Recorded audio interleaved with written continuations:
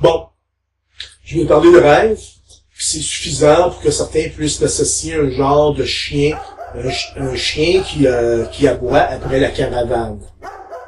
C'est comme ça. Puis je comprends, puisque l'interprétation de ces rêves a fait que je me suis permis d'associer l'assassinat de Benoît Perron à l'utilisation d'une arme à micro-ondes. Puis même d'en arriver à croire que la personne qui a utilisé cette arme est un ancien soldat qui s'est battu en Afghanistan. C'est ça.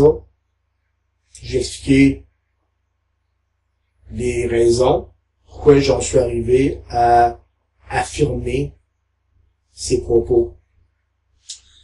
Est-ce que c'est la vérité pour autant? Je ne sais pas. Je sais juste que j'ai mis beaucoup de temps.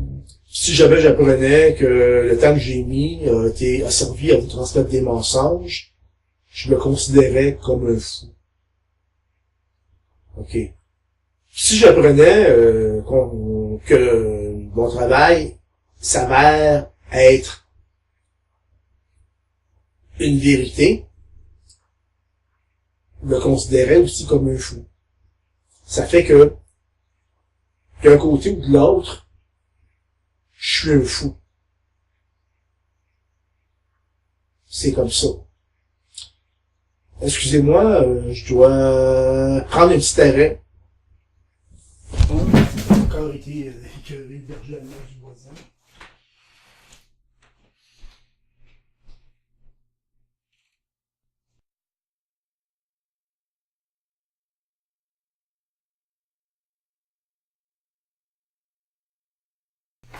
Écoute la télévision.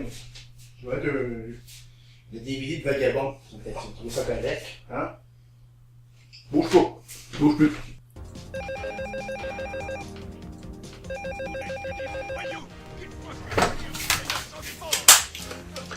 Oui, allô?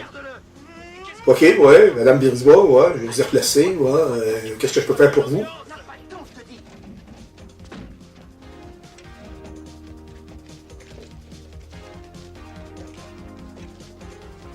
Hein? Vous me dites que mon chat, il a mangé la bouffe de votre berger allemand, et comme votre chien n'était pas content, mon chat l'aurait attaqué.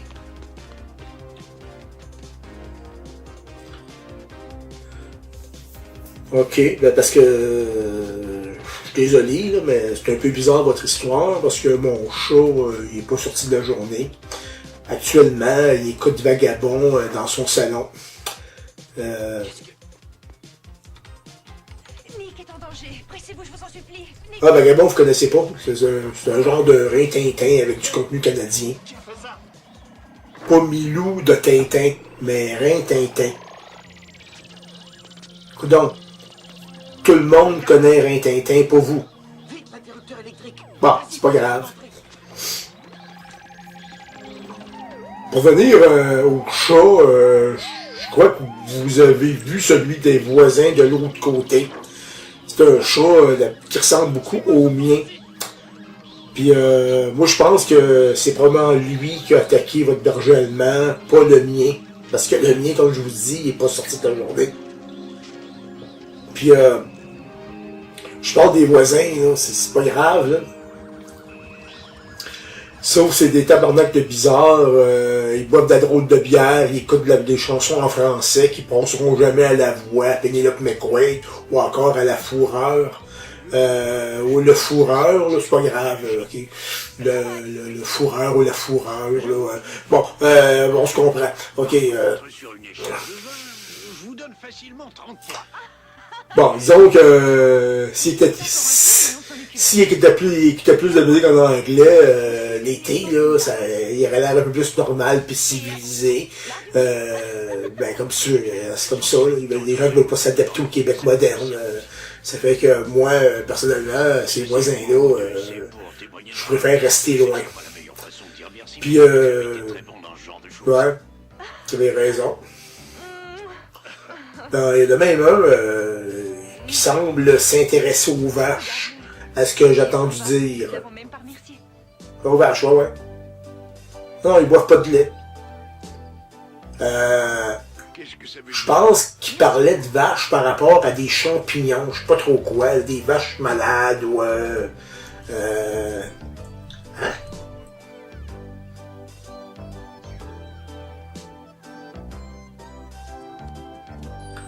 Vous dites que ça doit être des champignons magiques. Ok, vous en avez pris au festival de Monterey Pop en 1967. Ok.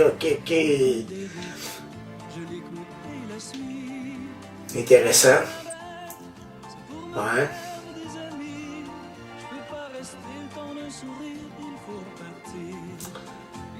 Non, je connais pas le numéro de téléphone. Mais à votre place, personnellement, je suis en train de rester loin d'eux. Je pense que c'est des extrémistes de droite. Puis juste la façon que ces gens-là se comportent, c'est comme pas normal. Là. C'est pas des gens qui sont normaux. C'est vrai que méfiez-vous, ils peuvent devenir violents. Un peu comme leur chat, tu sais. Puis bon ben, ouais, vous dire, j'ai rien à dire, comme je vous dis. Faites attention. S'il y a un problème, évitez de les rencontrer en personne, là, même de chercher leur numéro de téléphone. Puis moi, je dois raccrocher, là, le DVD de mon chat, il est terminé. Ça fait que faut que je le change. Merci beaucoup. Il faut pas me rappeler, là, aucun problème, bye.